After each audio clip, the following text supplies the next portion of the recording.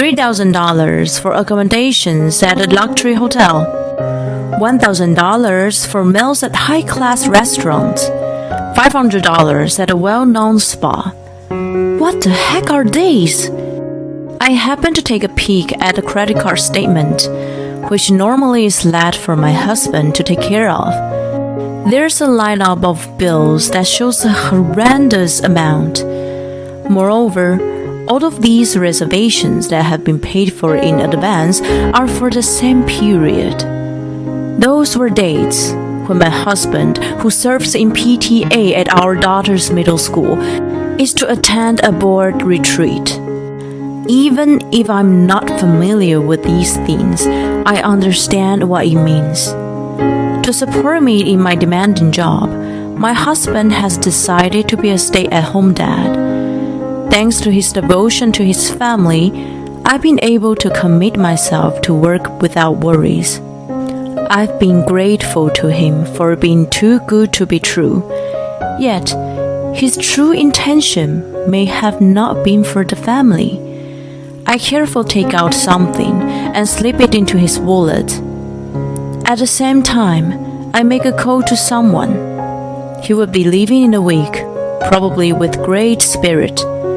I hope it will be an unforgettable memory for him. My name is Maggie. I'm a nurse. I work at a university hospital. Honestly, my days are so busy that there's no difference between days and nights.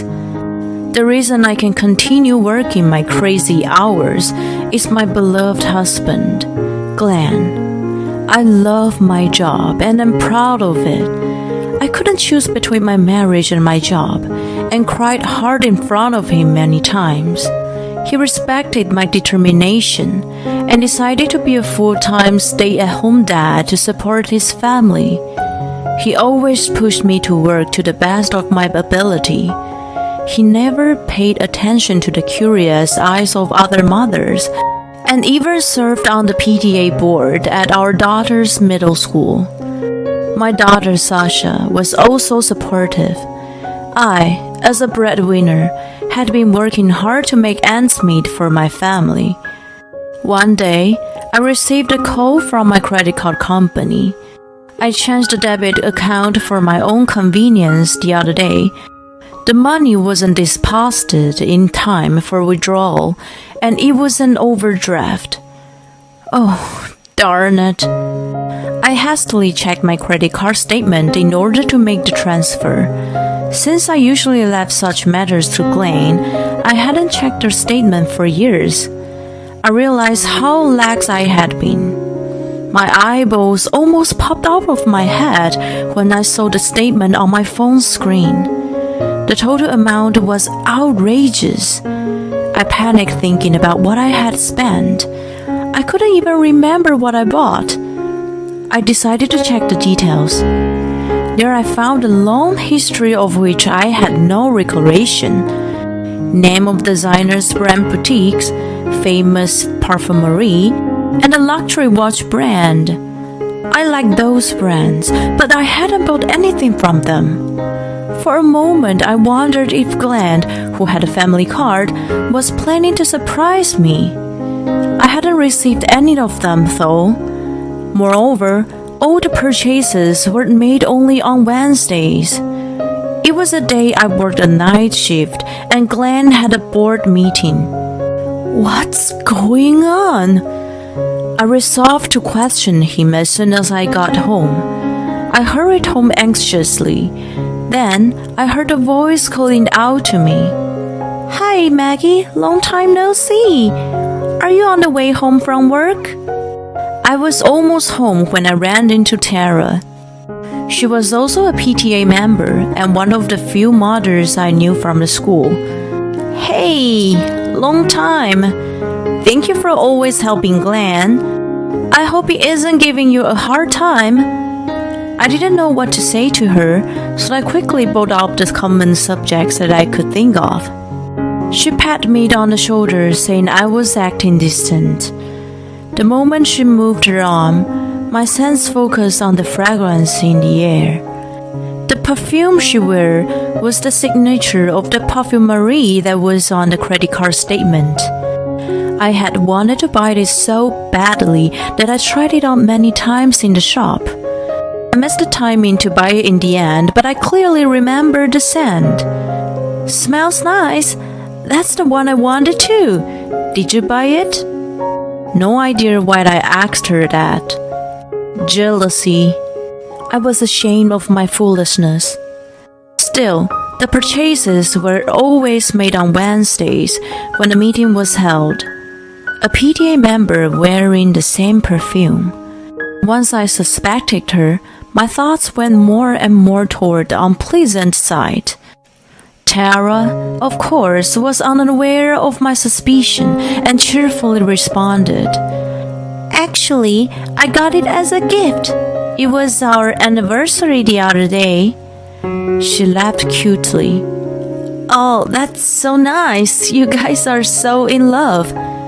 I felt relaxed, and after enjoying the casual conversation, we parted ways. It was not surprising that she had it since it was a popular item. Even after the birth of her children, she still talked about her anniversary with her husband in such a cute and happy way. She didn't say husband. I stopped abruptly and returned to the place where I had left her. Of course, she wasn't there. But the urge to go after her was so strong. Glenn and she had something going on. The little doubt that popped up in my mind swelled to the point that I could no longer ignore it. The next Wednesday, my family saw me off to work as usual. Then I asked my colleagues to let me leave early. I didn't tell Glenn, of course. If I told him, it would have been meaningless. I waited for him a short distance from home. Soon after, my mother-in-law arrived and in turn, Glenn left for the meeting. So far so usual. I followed him to the school. The board members had a meeting in the classroom for about half an hour and then dispersed. While most of them rushed back home, Glenn slowly came out at last, arm in arm with Tara. They stared into each other's eyes as they intertwined their fingers and walked toward a hotel. They had no clue that I was only a few meters behind them. My face scrunched up with tears. I believed in him. I loved him. Did he allow me to work long hours for his convenience? I stood there, feeling betrayed and despair. Mercilessly, my phone displayed the latest credit card usage, which showed the hotel bill he just went in. Eventually, the fun was over and the two of them came out looking happy. I calmly snapped pictures of them. There were no more tears, not even a trace of affection left in my heart.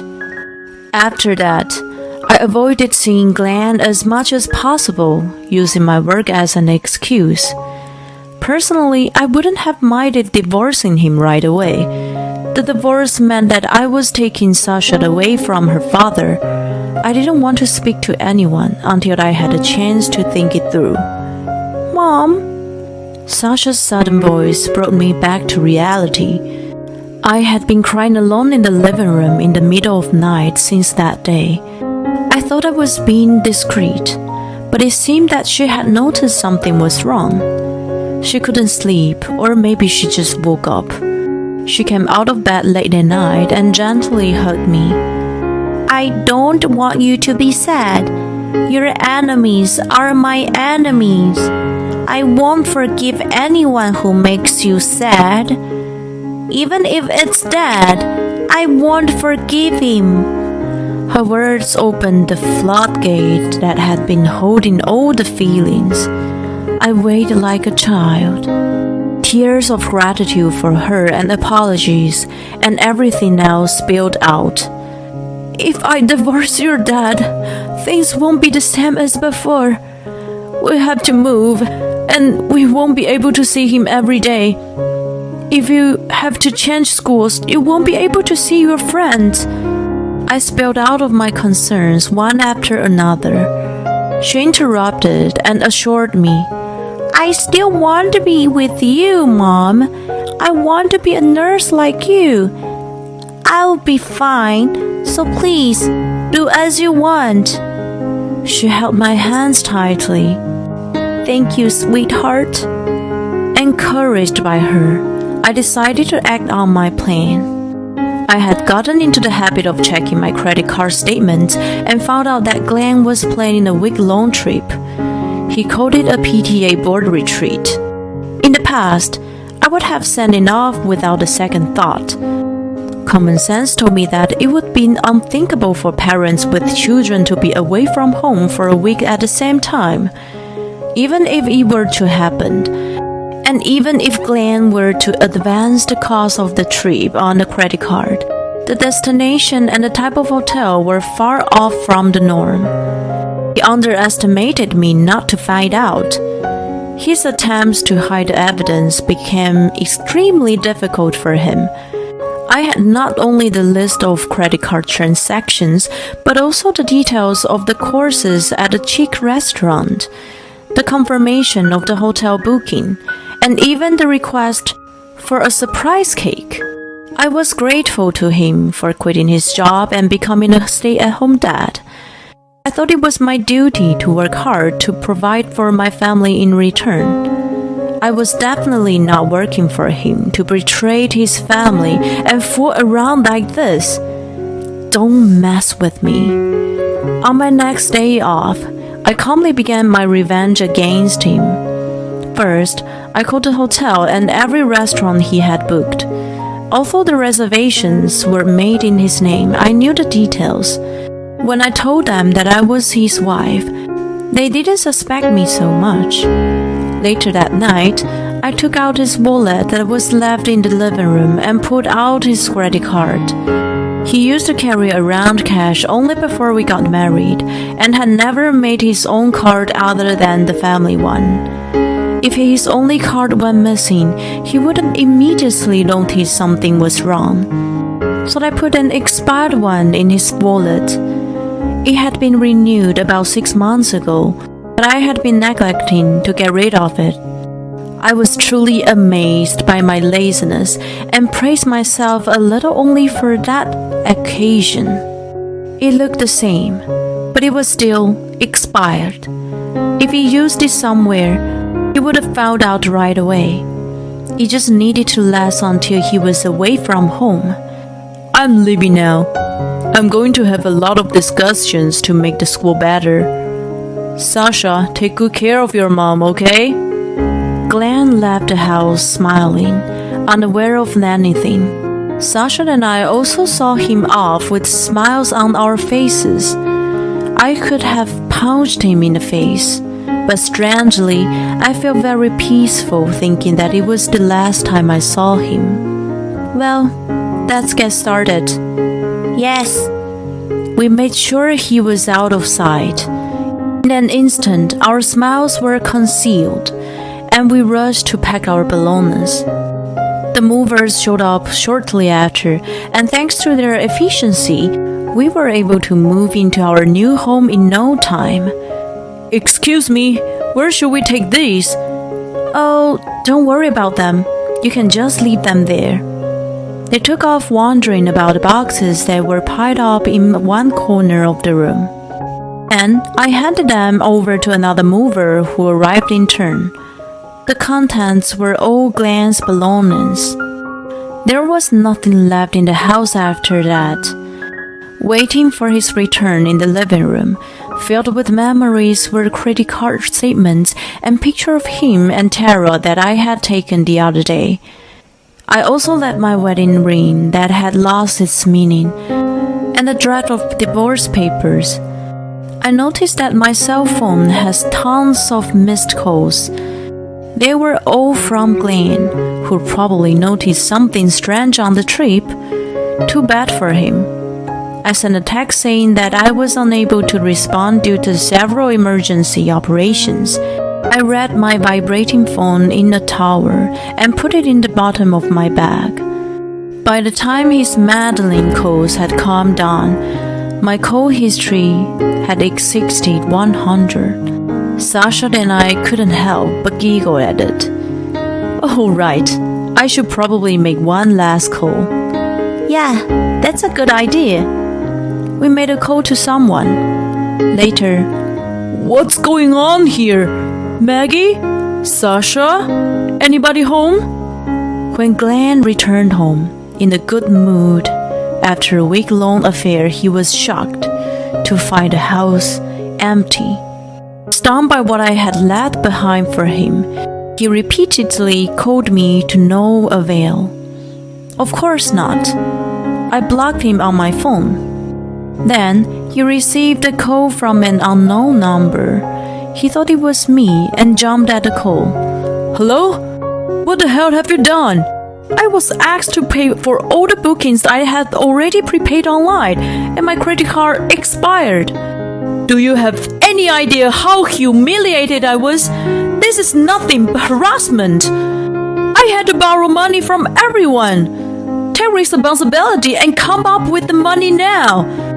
So, did you borrow 5 grand from each of them? If that's true, that's an awful lot of money. Did you go overseas? I bet you must have had a lot of fun. I hope Tara didn't give you a hard time. Glenn stiffened at an unexpectedly low, commanding voice. He turned pale and started trembling so badly that he could not make a word. Is this Tara's? I'm so honored that you remember me. Yes, this is her husband. I know everything about you guys. I will make a firm demand for alimony from her. I won't let you guys get away with it. He hung up the phones as soon as he finished. He had no interest in hearing what Glenn had to say. Panic-stricken, he tried to contact Tara, but the phone was dead. It had already been cancelled. It was her husband whom I called and told about their affair that day. He was surprised, but not distraught, and sounded deeply sorry. He was somewhat aware of her affair. It was still shocking for him to find that her cheating partner was a close acquaintance. He even offered to cooperate with me to do what I wanted. After I got the address of her parents from him, I sent all of Glenn's belongings along with a copy of my divorce papers and pictures of their affair to them. They were, of course, furious. They were in such an uproar. That the whole neighborhood came to know about Tara's divorce and losing custody of her children due to the adultery. Her parents were wealthy with a successful local business. She probably thought that they were going to help her no matter what. They were enraged with her actions, which were fatal to their credibility as a business owner. They did not even let her inside the house when she had come to them in tears. In the end, she had nobody to turn to and began to live alone in a small apartment. She worked day and night at a place that was famous for its low wage and hardship to pay alimony. Meanwhile, Sasha and I temporarily moved in with my parents until the divorce was finalized. Glenn also had returned to his. I'm actually still in touch with them as they care about Sasha greatly. According to his dad, he literally spends every waking moment on the farm now. He can't afford to delay the payment of alimony and child support. His dad sounded deeply dismayed by him. My attorney managed to negotiate a hefty amount of alimony on top of child support, so his monthly payment is quite a sum. I'm sure that he would have to work hard but unable to save for himself for years to come. It sounds like a living hell. After the divorce was successfully finalized, I moved to a new house with Sasha. In the end, she transferred to another school. Her new teachers and classmates have welcomed her warmly, so she's been enjoying her new life. Now that Glenn is someone from the past, I have to do the housework myself. It is much harder to keep a good balance between work and home than I imagine. But I definitely prefer this life rather than the one doubting my partner and a friend. I feel refreshed being freed from all the negatives now. I vote to be happier and work harder than before.